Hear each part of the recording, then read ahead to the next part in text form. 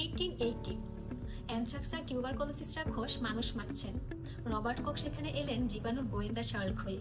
তিনি আলু দিয়ে রাক্ষসদের খাবার বানালেন, সলিড মিডিয়া বানিয়ে রাক্ষসদের জালে আটকালেন। কিন্তু এত রাক্ষসদের থেকে রাক্ষসদের সিঙ্গেল মরফোলজি কিভাবে দেখবেন? রাক্ষসদের সিঙ্গেল মরফোলজি আইডেন্টিফিকেশনের জন্য তিনি মিডিয়াতে জিগজ্যাগ করে রাক্ষসদের কালচার বানালেন।